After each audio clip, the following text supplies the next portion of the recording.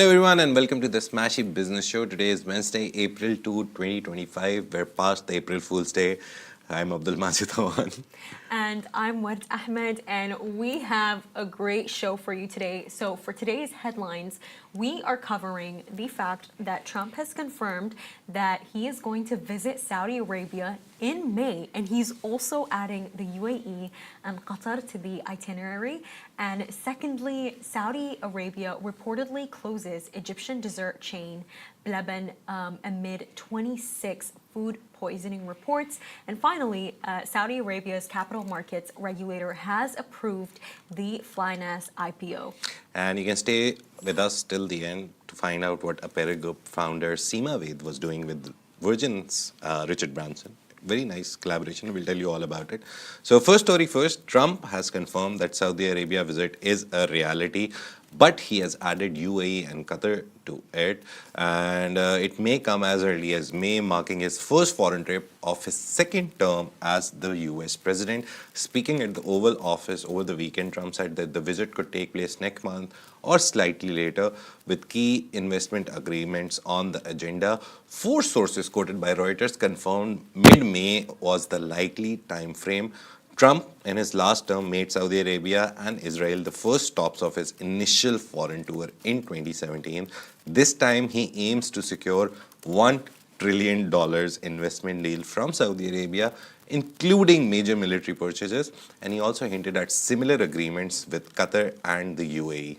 Now, Trump claims these deals will create tremendous jobs in just a few days, though specifics remain unclear. Now, the visit may also include discussions concerning Ukraine and Gaza, with Saudi Arabia playing a really key role in ceasefire talks. Now, a White House official stated that international travel is being considered for the president, but no final schedule has been set.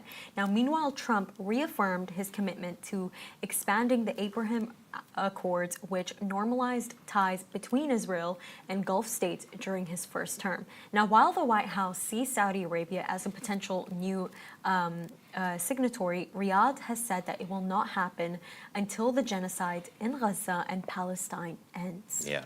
So, yeah, it's going to be a political plus business thing, but we still don't know the details because he didn't give the details. Axios reported exclusively before he himself announced it that he is going to Saudi Arabia. The most important thing is that he is going and he's chosen the Gulf, the Middle East, for his first foreign trip. And like just very recently, you know, we saw how His Highness Sheikh Tahnoon, on his Washington visit, you know, the UAE has dedicated a total of $1.6 trillion in investments. $1.4 trillion. $1.4 trillion, my bad, over the next 10 years in the U.S.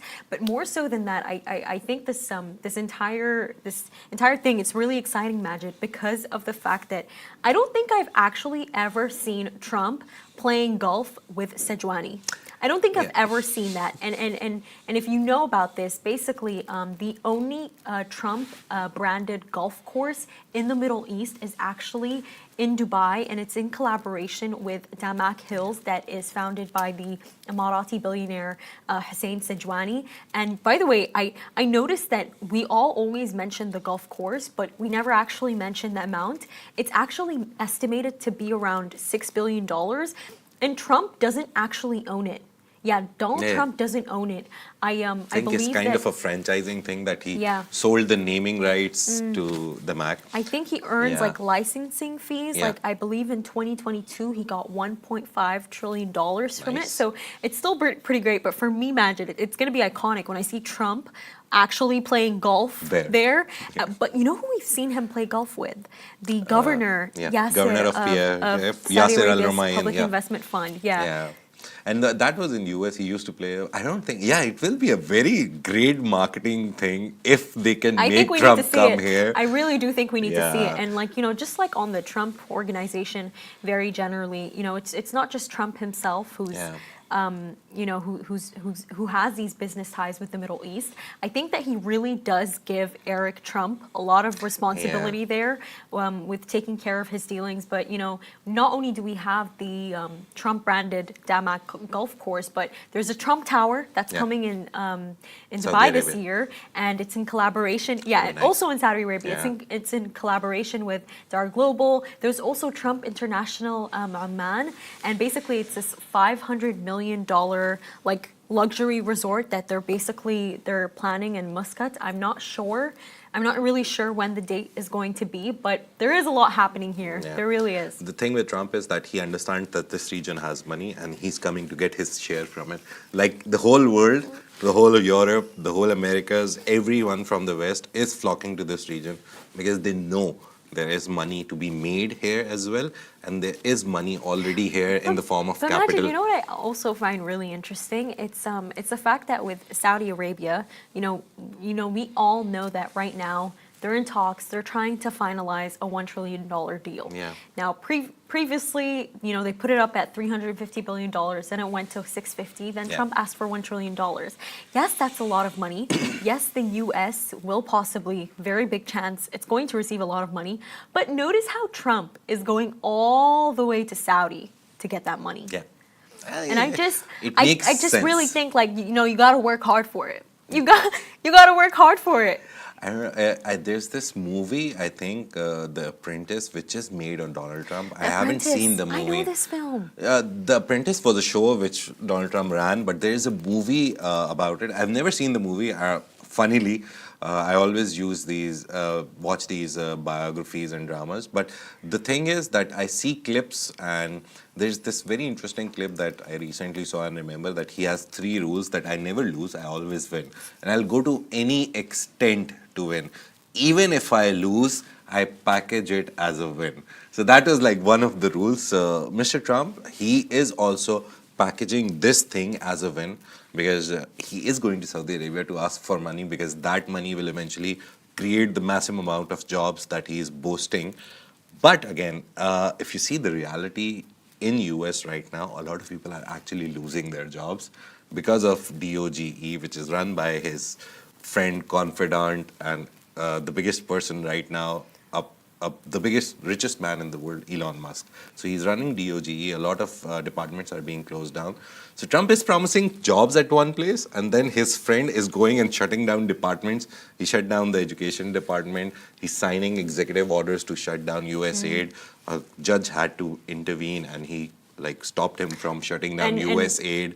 There's a lot happening in US, which shows that he is losing. He is losing people's trust because they're losing their jobs, but he is packaging it as a win that, we're cutting budgets and that money will go back into the US federal money reserve and that money will be used eventually for you. But people are like, okay, but we're losing our job.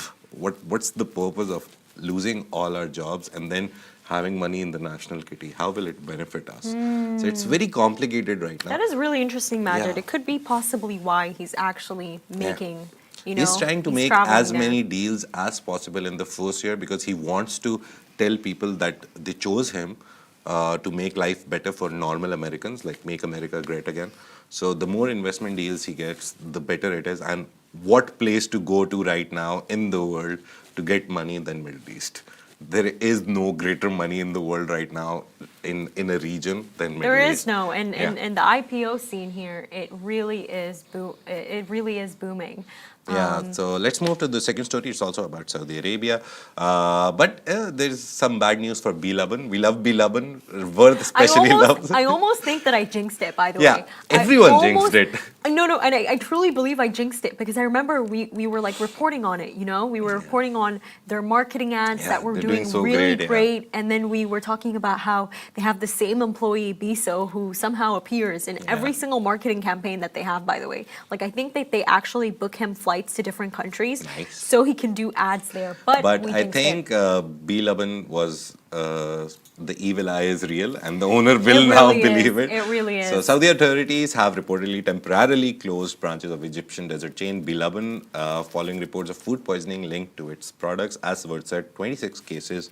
The Saudi Ministry of Municipalities and Housing confirmed that inspections were conducted after receiving multiple complaints, leading to the temporary shutdown of the chain's factories and stores. Now, in a statement, the ministry emphasized that the closure is a precautionary measure while further investigations and analysis take place. Now, it also reassured the public that most affected individuals have recovered while others remain in stable condition under medical care.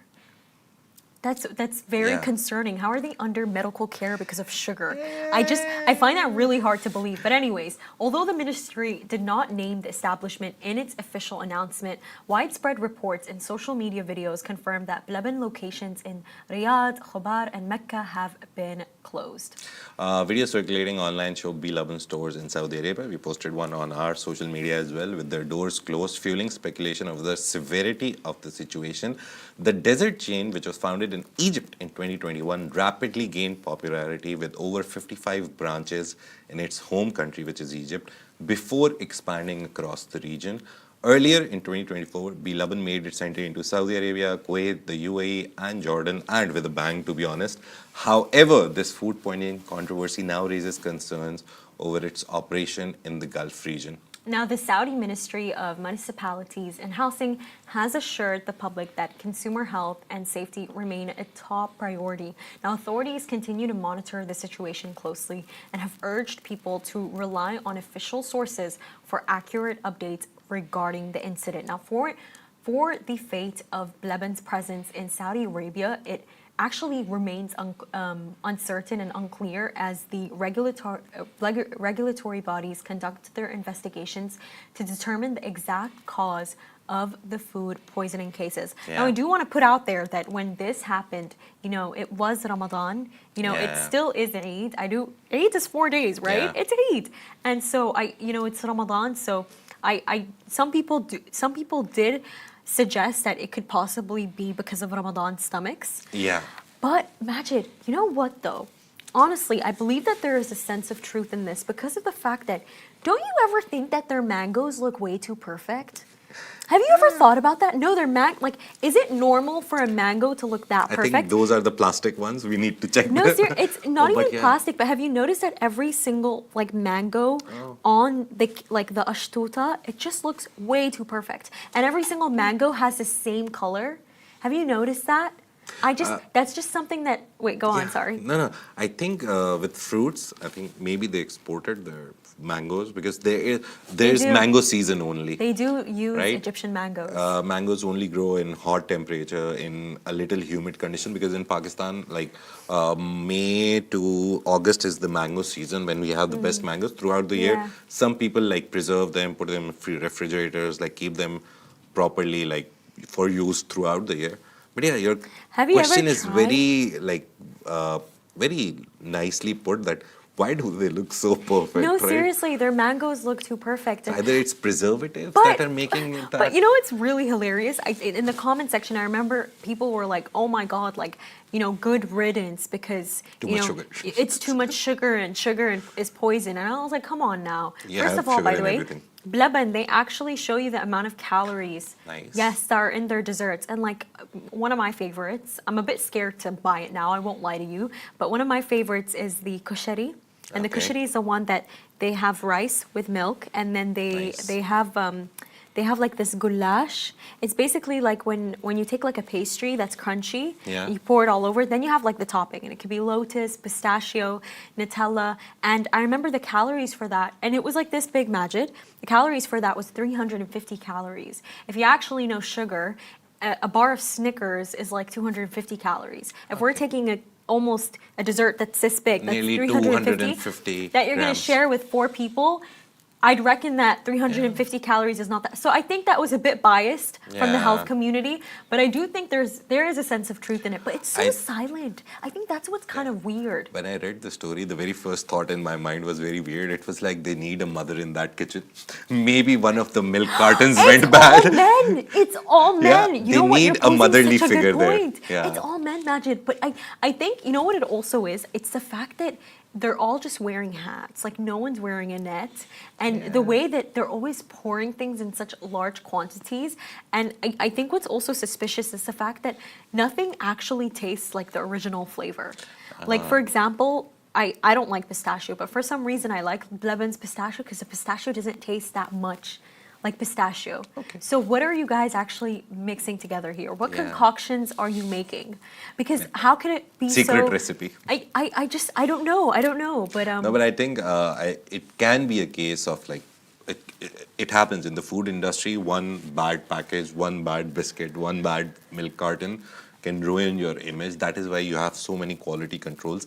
That is why in the UAE you see nearly like every month 1 or 2 restaurants being shut down because the food and drug authorities here, they're very Yeah. strict. They go to every shop randomly Yeah. and they check literally everything, the hairnets, the gloves, the everything, the cooking stations, if they're clean or not. Even if you go to like the cheapest neighborhoods where you get biryani for 10 dirhams, they also go there, they check everything, Yeah. and they check everything in the 5-star restaurants. So they're doing their due process. The Saudi authorities, their statement, I really liked it that they didn't name a brand, they didn't name B Laban, but they gave out a very good message to everyone that sometimes you have to be careful, and they are conducting their investigations and their processes to check if it was B Laban itself. So let's wait for like the official confirmation. But yeah, the proof that you have right now, it's very clear that them closing all their branches, it's very clear that they are the ones that are the cause of food poisoning. But again, we'll wait for the But official I think thing. You know why I think it's such a big story. It's because of the fact that Laban has so much hype. Yeah. It has so much hype, and it's especially on TikTok. Majid, I believe they have over 1 million followers. I mean, their videos, that ad that we reported on, that had 1.7 million views on TikTok. Like they're everywhere. They're in Libya, Morocco, obviously Egypt, where they're based. The UAE, Saudi, I think even Kuwait, Qatar. And so I think the fact that they're everywhere and they've built so much hype, Yeah. because their rise was so quick, it's almost like the fall is just as quick. Yeah. The bigger you are, the harder you fall. That's true. But I think this is where people like us, Yeah. like who work in communications, they come in. Right now, till now, we haven't seen any statement from them. You remember not the Binance thing, the recent Bitcoin hack. What was that? The company which went through the founder itself came on video live after like 2 hours of it happening, and he handled the whole crisis Wow. so nicely. You have forgotten. I even forgot the company's name right now. So let me I think, quickly you go know- to Smashi Crypto. We have the story there. I think you know what but it is, you Majid? need crisis management, and this is where brands they don't understand that having a good PR, a good marketing team is so important. And with every brand, there is a crisis. It always happens. We saw the boycott movement. I'll go a little there, and then we'll come back. That through the boycott campaigns, there's so many brands which are associated with Israel or funding from Israel or like working in Israel and making And money. people can now find that information Yeah. because we have digital media. But you will have to realize that we still, when you name, even if you make a list on the top of your mind, you won't be able to name like more than 10 brands. You'll say McDonald's, Starbucks, this, that. Oh, Majid, I Some can. yeah, some people can, but if they are really invested in the boycott. But again, you have to realize that some brands actually did really good PR.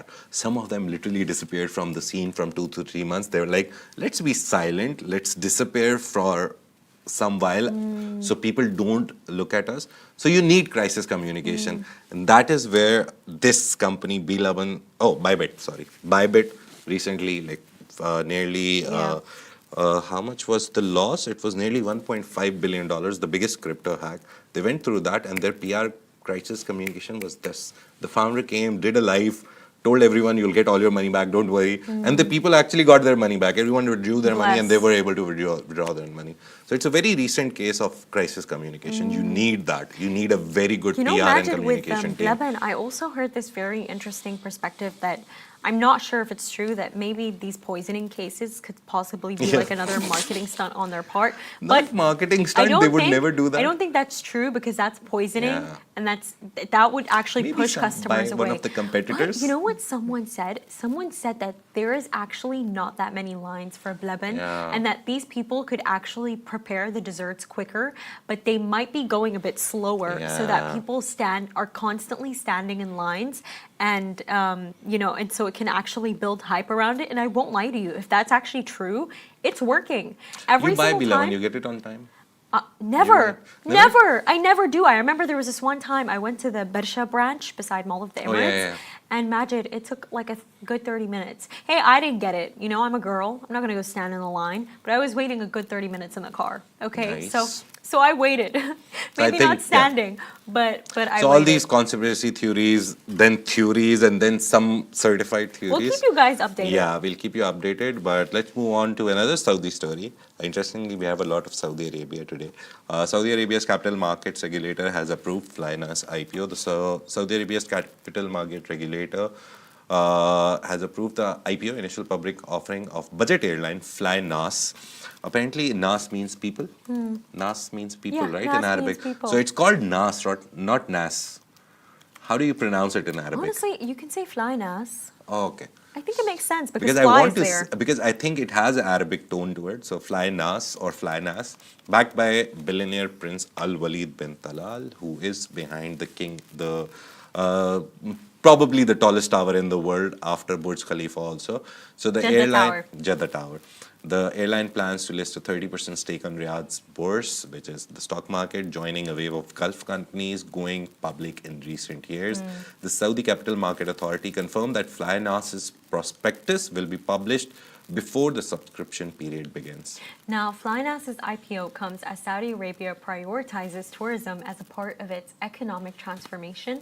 Now, the airline, which launched as Nas Air in 2007, currently operates over 70 destinations with a fleet of more than 60 Airbus A320 and A330 jets. Now, it aims to expand to 160 aircraft by 2030. Now, if listed, Flynas would be the third Gulf airline to go public after Air Arabia and Jazeera Airways, and the first in nearly 2 decades. Among Flynas's major shareholders is Kingdom Holding. We just told you about it, the Saudi investment firm founded by Prince Al Walid.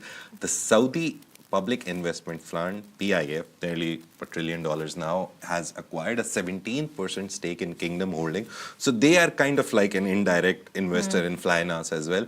Prince Al Walid, a high-profile investor, was detained in 2017 during a corruption crackdown, but was later released after reaching a confidential settlement with the Saudi government. Now, Saudi Arabia is spending billions to diversify its economy away from oil, with tourism being a key focus. And this is why this is such an important topic. Now, the kingdom has revamped its tourism sector and plans to launch Riyadh Air next year to compete with global carriers. Now, currently, Saudi Arabia's aviation market is dominated by state-owned Saudi.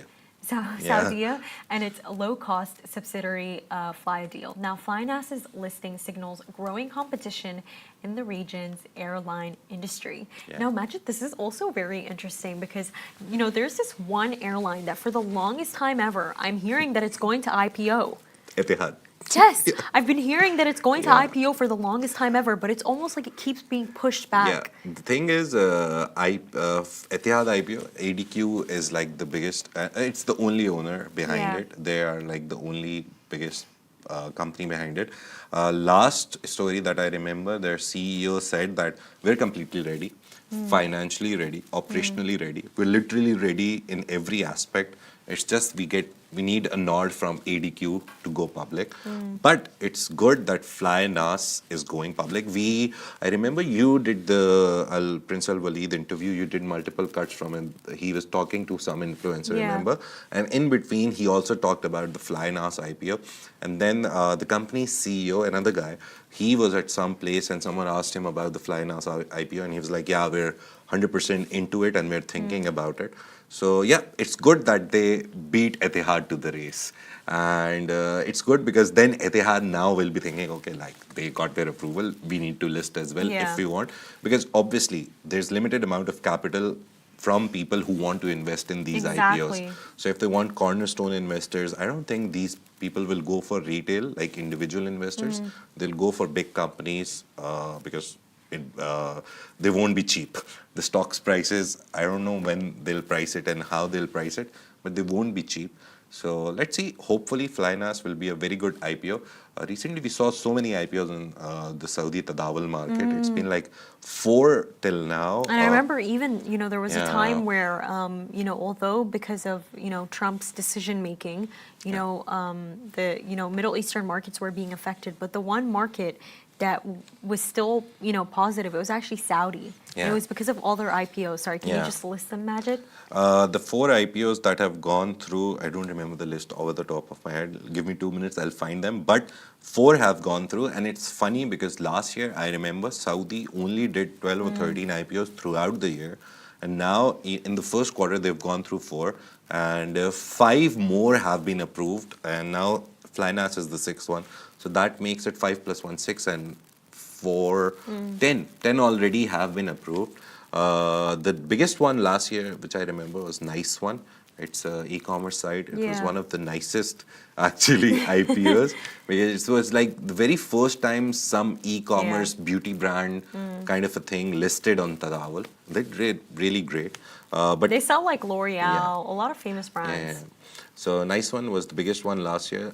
In UAE, Talabat was the biggest one, and Lulu was Yes. the biggest one in terms of the money Lulu they gathered. Hypermarket. Oh my Yeah. God, just on the topic of like Lulu Hypermarket and Yusuf Ali Majid, I just like made this observation of how, if you take a look at the UAE and the scope of billionaires here, no, like really, Yeah. really look at it, let's for 1 second, of course, there's so many Emirati billionaires here because of the reforms that, the Emirati government has put in place for Emiratis. But I've noticed a trend. Among the billionaires in the UAE that you hear about constantly, it's not Syrians, it's not Jordanians, Sudanese people, Lebanese, it's Indians. Yeah.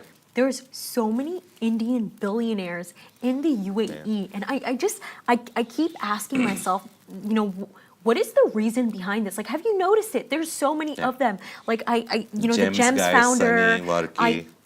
I hear a lot of, Indian billionaires that actually exist here. And, imagine you're South Asian. Can you give me some perspective on this? Like, what's the reason behind this? I genuinely want to know. It's, to be honest, it's whoever founder you look at, it's their great grandfathers who came to this region. Saudi, UAE, My granddad Muscat, came to Kuwait. this region. Yeah, This did he not didn't happen to become me. a This did He not should have become- started a business, this right? Did not become to me. This did not Yeah. happen to me. No, but I remember I was working at a place we used to have a magazine Yeah. for Javza, Jabal Ali Free Zone. And this one whole edition we did on retail especially. And retail giants, I came close to their stories then. Landmark Group, Apparel Group, all these big groups, Al Shaya Group. Brands for Less, for example. I came across all of them, and the common story was that these guys started when no one saw the potential in this region. So these guys started small. I remember it was Apparel or Shaya. I'm really confused about it, but I remember the story very correctly. They opened one denim store in Dera at that point, and then within the next 2 years, that one store turned into 13 stores because the demand was there. The people here had money through fishing and the Dow and the pearl trading. They already had like some amount of money. Then oil was discovered. So people who saw potential in this region when this region didn't even exist for a lot of people on the map, those are the people who are billionaires today. And talking about South Asians, a lot of them came from India. So a lot of Indian people were working in some region or some business. I remember the very first UAE, made in UAE tag. There was this Indian guy who came to UAE. He met Sheikh Zayed, the late His Highness Sheikh Zayed. And I remember the story very nicely because he met him and he said that I need a made in UAE product of clothing. So that guy came and he set up the factory for the very first time here. Indian guy. again, very bad with names, but I remember all the stories because they're so interesting. So that was the first time UAE made their own cloth, and they put the made in UAE tag on it. I'll find the guy, I'll tell you the whole story, complete with names. So imagine these people invested in this region at a point when no one was thinking about it. And you know what I also think in They this, only thought it Majid? was one big road, the Sheikh Zayed Road, and oil. Yeah. That's it. But now you look at it and you see transformation. I just like, I also noticed the fact that a lot of these billionaires, these Indian billionaires, they're actually also from Kerala. Yeah, South Indian, yeah. It's so interesting. And I heard this saying about Kerala that it's actually, you know, it's the Venice of India. It's very beautiful. And just to kind of like segue into this, I think what's so interesting about Yusuf Ali's Lulu hypermarkets, it's that in 2020, His Highness Sheikh Tahnoon's royal group actually purchased, I believe, up to 20% stake in Lulu hypermarkets, which at that time that was up to $1 billion. So I'm thinking to myself, it's that, are they receiving backing that we don't know about? I just really want to know. They're very public about it. Yeah. The thing is, again, Lulu was one of the very first local thing that started, because I remember Carrefour was brought by Majid Al Futtaim, and Carrefour, as soon as it came, Lulu guy, he was working with 2-3 stores, I think, at that time, and he realized that there is market for hypermarkets. So that is, to be honest, the Carrefour coming to the UAE was the starting point for Lulu to understand, like, yeah, there is market. So it's not like he came up with the idea. It's just that he made the idea local, and he started Lulu hypermarkets, and then they grew. And it was started in Abu Dhabi, and then it grew everywhere. And to be honest, even now, you go to Abu Dhabi, you'll see more Lulu stores than Carrefour. Very interestingly, you'll see more Lulu stores. So I've lived there for 4 months. If I was, the general term there is, oh, I'm going to Lulu. Like here you can say Carrefour, Waitrose, Pennies, I'm going here, I'm going. You'll listen to multiple people and they live in multiple different areas, and they'll have a different store they go to every day for everyday groceries. In Abu Dhabi, everyone goes to Lulu because they have so many stores there. So yeah, so their home base, one, and then they have so many stores that you can easily access a Lulu store wherever you are. And just like on the topic of South Asians, we're going to tell you the story of a really special founder and speak about how she's met Richard Branson. Yeah, and Apparel Group, Sima Ganwani, she recently was at, apparently we think it's the retreat on British Islands. Yes. I forgot the name. It was Canary or something. I'll find the name for you. Necker Island. Yeah. It's very famous, and she was there for a retreat, and she met Richard Branson, the founder of Virgin Group, the Virgin Airlines, the Virgin Atlantic, the whole Virgin thing. Yeah. And she put up a lot of nice pictures, and her son was playing chess with Richard Branson. I would love my son to do that. Really, honestly, I would really want to know, how did this come about? I think she went for a retreat, and Richard Branson's private retreat, so he was there, right? It's just truly so interesting. So actually, this retreat that Majid is talking about, Necker Island, it's in the British Virgin Islands, and there, Richard Branson, he has a luxury private island retreat that he owns, and I'm guessing that they're just in the same island. But Majid, this does not seem like, Sima was like, okay, I'm going on a nice island trip. And then suddenly she meets Richard Branson. I truly do think that they're almost like family. Yeah. It's interesting. No, these guys know each other because, again, these guys, they come to Middle East for a lot of things. And Sima Ganwani Ved is not a small name in the world also, because Apparel Group apparently handles a lot of brands. So I think they know each other through What kind something. of brands do they handle? Apparel Group has a lot of long list of brands. We can look at it. But Sima is one of like the only women-led groups. Apparel Group is women-led. Her husband is the head of a conglomerate which handles Apparel Group under it. Let's see Apparel Group brands.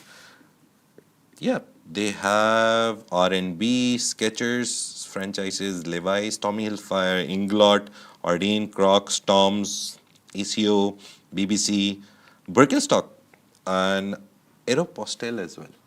So yeah, these guys come under them. These are like just names. Club Apparel is apparently, which is my wife uses usually. It's a digital app. You get points whenever you buy from one of the brands. So yeah, they have Dune also. Dune, Calvin Klein also. I'm trying to find something which is very famous. Skechers is famous, right? All of them are famous, right? these names are Yeah, big names. They Athletes are and big Co, names. Nine A lot of people West. shop at Calvin Yeah. Klein. So yeah, the good thing is that she met Richard Branson. The main idea is that Middle Eastern business owners, as you said, billionaires, they're meeting Western business owners now. It's very common because It's recently, interesting. It might yeah, mean a collab, but just yeah, on the topic of Apparel Group, apparently they actually generate $3.5 billion in yeah, revenue, and they have 13,000 employees. nice, So, Sima, like she's doing great. yeah, She's doing very, very great. And basically what she did is that she posted on Instagram, her in the island with Richard Branson, and she was like, this is like my fangirl moment for me, and this is a legendary icon, and he is indeed a yeah, legendary icon. I mean, everything that he does, starting with the fact that he's dyslexic and he dropped out of school when he was 15. I think stories like these, like I feel like they really do lend a hand to anybody who's feeling very hopeless, very bleak about their futures. And for me, like I found that really interesting. I didn't know that fact, Magic, that he was dyslexic. And I think even more interesting than that, the stunt that she was talking about. So basically, she actually went on Instagram and she started talking about how she's really inspired by a stunt that he did when they launched Virgin Atlantic. And yeah. basically, what the stunt was that He turned he into an air hostess. he turned into an air hostess. He turned into a woman, and he was Yeah. like wearing a skirt, and he was wearing red lipstick, and Yeah. and to me, like when I was looking at that, I was like, oh, okay, like you're challenging stereotypes in business, great. But I just think he's a really interesting person. Yeah. I what was something that I watched that he said that was just like really good. I remember he was saying that most of the people that he meets who work are actually generally good people. Yeah. Yeah, like most of the people they're generally good people, and that's why you should always like just really believe the best in your team. Yeah, and I've read two of his books very like long ago, but I remember the stories from it. Again, he talks about all his experiences, the adventures he's gone on to. But one of the story that stuck with me that when he was young, his parents used to send him out in like minus 10, 20 degrees with the coat and everything, and used to tell him to go to the forest and cut some wood because they just wanted to teach him how to persevere. So he's gone through like a good training from his parents. So his parenting actually made him who he is. Because with dyslexia, it's a very not a common disorder, but it's like everyone knows now about it. But at that point, like 20, 30, 40 years ago, a lot of people didn't have awareness about neurological diseases or psychological problems or any things on that. We know, like even 10 years ago, I don't think anyone talked about work-life balances and mental retreats and all Yeah, that. people still think vaccination causes autism. Yeah, so a lot of these things, but he grew up in a time when his parents actually trained him to become a businessman. They taught him perseverance, dedication, loyalty, and all these things through different lessons in life. So yeah, see what you talk about. The names are very interesting of his books. One is Losing My Virginity, which was 1998, way long ago when I was like 7 years old and wasn't even born. Yeah. So yeah. But Majid, it's also so heartwarming that I heard basically apparently in 1992, when he sold Virgin Records for like Yeah. I believe over $1 billion. Apparently he walked through the street weeping. Yeah, And he didn't I like just, it. I just, what went through my mind really is that, with founders, the best of them, especially someone like Richard Branson, I believe that when you lead with emotion, you lead with whatever quirky personality that you have, I think that so much can come out of it. Yeah. Because that's what makes your business unique. A lot of people are doing the same things. Yeah. What actually makes you stand out? It's your personality and it's the traits that you have. And those traits that you have, they will influence your employees, and the way that they behave. Do you think Yeah. that's true? I think the founder being ultra invested, it makes it important for other people who join. If they want to stay, they will look at the founder and get inspiration. Not in terms of like, okay, I'm making a lot of money and I want to be this guy and make money someday, but in terms of coming on time, the basic things, leaving, like trying to work harder, giving that extra 1% to the job. You look Yeah. at your founders and you get that motivation. I was talking to one of my friends yesterday, and he asked me about how's your job going, and I How is gave it going? yeah, it's going good. So my answer was like, see, my idea of a job is that you go to a place, you make a space for yourself in that big jigsaw puzzle. You make a space for yourself, and you make sure you own it. And he looked at me, and he also is working for one of the biggest companies in Saudi Arabia right now. And he immediately understood that idea, and he said, yeah, when I joined there, he basically works for Saudi Post, it's a government job. So he said, when I went to Saudi Post, the minister who handles Saudi Post, he's like, he gave me a space, and he said, whatever you decide in this space is your responsibility, first thing. But secondly, this is your baby. Grow it. Think of it like your baby. So he's into digital e-commerce, like digitalizing the manual stuff, the analog stuff. So he's like, I took it on as a baby project. It's like, I will grow it into something. Like we're doing with Smashi Business, right? We're growing it from scratch. We're building something. So he's like, a good founder will make you feel like you own that thing. Even though you don't own, even if there is a loss, I will not pay for it. Rich will pay for it. Even if there's a big profit, I'll take my salary at the end of the day. But a good Oh, founder, that's really interesting. yeah, he said a good founder will make you feel like that you own that thing. And that is a good thing to make Yeah. your employees feel, because they'll stay Yeah. longer. Yeah. If you actually make them feel like, Comfortable and Yeah. ownership. Like, I own this thing. This is my baby. I want to grow it. I want to see it become something. With that comes everything as loyalty, dedication, extra hard work, and all that. So, yeah, that was a small discussion about how founders should act when they want something to grow. When you hire people, give them that ownership idea that, oh, you own this. Let's go build something together. So, yeah. Yes, let's do that. And that's a wrap for today. Thank you for tuning in to the Smashi Business Show. Make sure to follow us across all social media channels at Smashi Business and stay ahead with our daily newsletter. You'll find the subscription link in the description. This has been a Smashi Business Show, a Smashi Business production, part of the August Media Podcast Network. Big shout out to our 1.5 million monthly listeners across all platforms and shows. You make this possible. If you're one of them, we appreciate you. Thank you so much. We'll see you tomorrow on Thursday. Take care. Bye-bye.